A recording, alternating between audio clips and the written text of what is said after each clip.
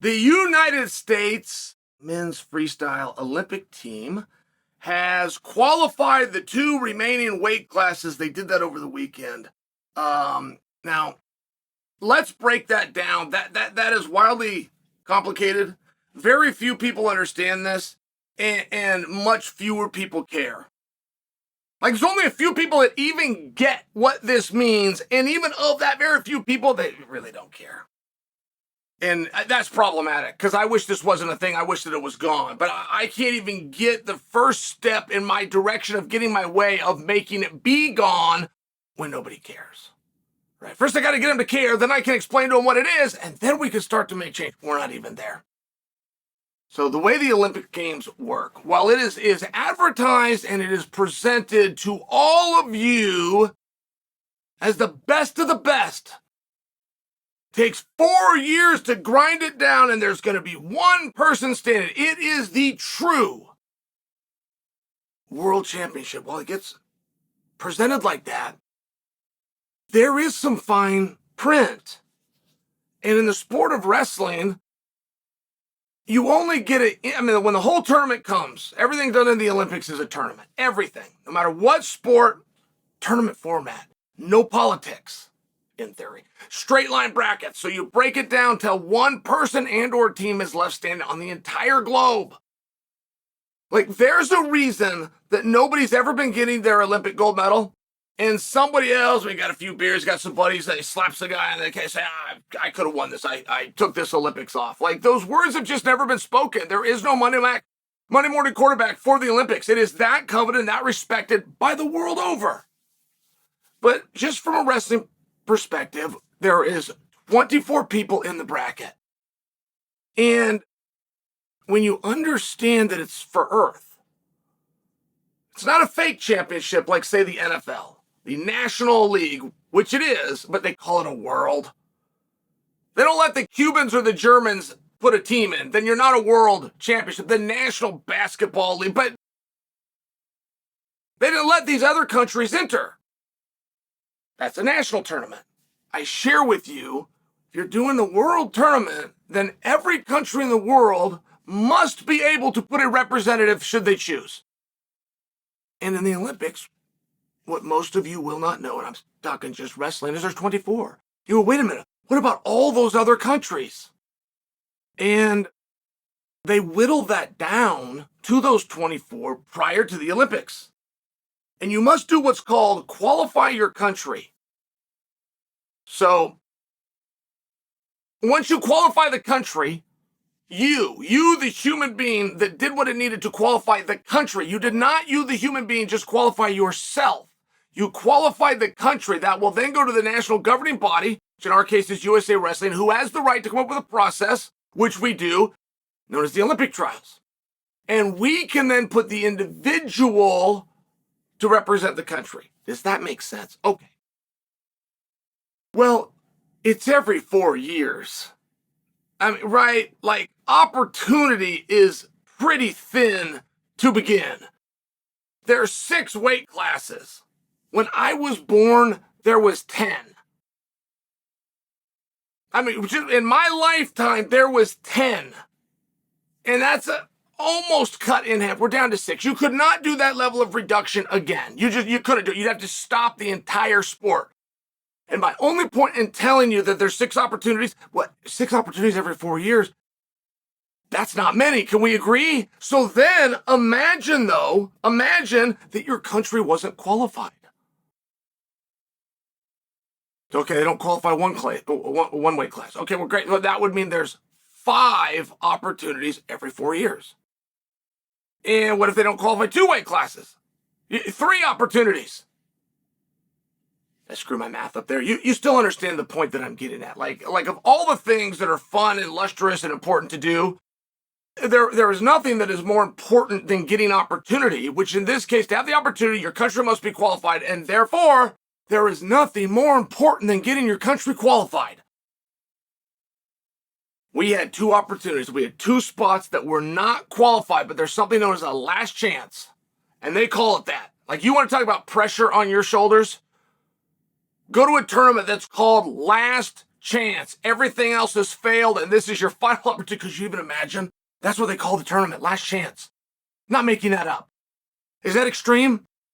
So we've already had our Olympic trials in the U.S. We've already done that process. So we have identified our number one guy who would be the Olympian in theory, but he's got to go to the last chance and actually get it done for the country. We sent two out, Spencer Lee and Zane Rutherford. And it is really hard to argue who's better. Spencer Lee's got 3 world championships, but they were all age group. Zane Rutherford has a world championship, only one, but it's the senior worlds, and it just happened. So it's just one of these spots, man. These guys are awesome, and there's something called a last chance. How did we get here? Imagine how difficult a sport would have to be. And the way this worked is the top 3 qualify, top 3 place winners, which is, again, by country. So top 3 placers, top 3 countries qualify. Tournament stops. So when you make the finals, we don't actually wrestle for first and second. We know they're in the finals. Okay, you two are going. We do the wrestle backs. Whoever wins that meeting comes in third. You're going. And everybody else, you're done. What a hard spot. Spencer Lee goes out there. Now Spencer Lee is the biggest lock that this country has had for an Olympic gold medal in an extremely meaningful period of time. Extremely. Just to get on the team for perspective, he pinned the world champion. Just to get on the team. The guy that was third in the Olympics last time got beaten by Spencer twice in one day. I mean, this is how, right? He's great. Spencer Lee is great. Now, like anybody, regardless of how favored you are or how wonderful your talent is, you still got to have more points than the other guy when time runs out. And there's a lot of things that can stop that from happening. So in the opening round, Spencer Lee finds himself down 4-0. Oh my goodness, it's like 3 a.m. my time, right? I'm by myself, I'm alone, I'm watching on my phone. I can't believe this is happening. I'm starting to send text messages to people because he finds himself down 5-0. Then he finds himself down 6-0. Now, once you get behind by 10, they'll stop it. Think of baseball, you heard something called the mercy rule. When they decide you can't come back, they'll stop the game. We have a mercy rule in wrestling. It's called a technical fall. But Spencer is now 4 points, which is 1 score, away from all of this being over. And it would be a massive upset. But as I told you, best guy doesn't always win.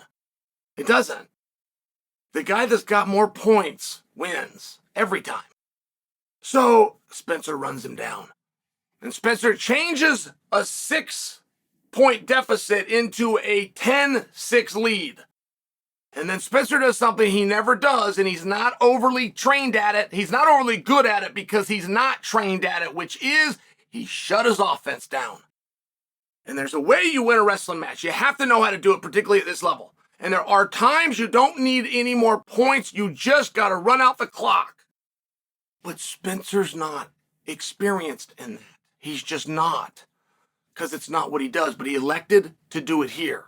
So now he's trading time for points. I will give you a point if it takes 20 seconds off the board. Did you see the difference? That game works if you get it right. He did. So 10-9. Everybody else got destroyed by Spencer. Quite frankly, so did this guy. But it wasn't about who was better. It's about who could have more points. This guy did a good job, and it's a major lesson learned, which is why I took the time to tell the story. Now, you go up to Zane, and there was a number of people saying that Zane was not favored the weight class. I would fully understand how you came to that conclusion. Well, I mean, it is murderer's row. 65 kilograms year in and year out. Whoever wins that is the best wrestler in the world, pound for pound. It is, just from a population and density standpoint, the most humans, the most bodies worldwide are in that weight class. I fully understand that Zane not being the favorite. I fully understand, and I hear you. He's the world champion. He's the reigning world champion.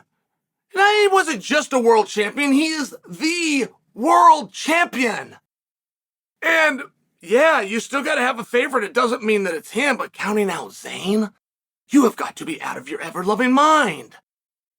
And he was the champion of the world, is the reigning champion of the world, up a weight class. He came down, at least in theory, might makes right. Bigger is better. And even if people didn't see it that way, let's not paint ourselves surprised. It's Zayn. That is the meanest guy on Team USA. And he probably won a popularity contest for being the nicest. Like you would always say the nicest and the most meager, and you'll never hear him raise his voice. And he darn sure wouldn't say profanity or anything on sportsman. Go watch him wrestle. He and Jason Nolf are the two meanest guys in wrestling. If you watch them wrestle, move for move. So anyway, could you imagine our world champion doesn't get to go? See, I really disagree with this process. Whittling it down and get it to 24, I have a problem with that as it is. But if I can't win that battle, and that is how it is, if your country medaled in the quadrennium, right? So one Olympics is over, as you prepare for the next Olympics, you go to a world championship. If your country medaled ever they get to go. Hard stop. They get to go. And there's a huge argument in this country about should a world medalist get to sit or not. The answer is they do. And that was after forever of them not. Like, it's kind of a newer process. Even back when I was wrestling, it did not work that way. But there was good reason why it should. And that talk led to a reality that a defending world medalist sit. And the theory is, the theory is very good, which is your best guy and you got to protect him to an extent. You want to send your best team that you can, right? I do understand that. Why would last year's world be the indicator for our current best guy? That's the answer that nobody in the world has an answer to that, because you want to know why, guys? You've never been asked that question. Don't pretend you have. You have never once been asked or heard anybody be asked, why would last year's world championship be the indicator of right now? And when you see all of the guys that were on that team that aren't on it now, it shows you without a doubt, last year in the world of wrestling is a very long time ago. But now those guys that you protected, they go to number 2. And you think that's right. You think you figured it out. You don't even know that they're number 2, just so you understand. You don't know where they are. The only thing you've done is proven they're not number 1. And I bring that to you because an unforeseen, and it hasn't happened yet, but it's coming. I know of times the number 1 guy who stops training and stops having a goal will still show up to the tournament, knowing the worst that he can do is number 2 because of the way you've rigged the deck. So in theory, you wanted the absolute best team. There is no team, and the guys' minds don't work like that. And if falling into number 2 preserves a sponsorship, preserves a coaching role, preserves a per diem check, preserves your health insurance, you would show up to the tournament and do that. But now you just stop number 3 from becoming number 2. You don't know what the order is. And that's one of the big problems with protecting somebody that did something a year before. I don't hate the concept of getting a level of protection. I don't hate that. Or you have your absolute best guy, and this guy that for sure is not as good. He catches this guy on his shoulders and pins him. That's why you got to go the 2 out of 3. Like, I do understand some of these things. But making believe that a tournament from a year ago would represent the current standing is a miss. And the way they used to do this is through the US Open. And that's what allowed you to sit, which gave you 1 day of rest, and that was your only benefit. These guys get worn down, and I don't, at least in theory. But you're starting to see where that theory is proving to be more accurate and a better way of doing it than your new idea of letting something that happened a year ago determine a current standing today. And don't tell me you have an answer for that. And don't tell me you've heard one, because you've never even been asked the question.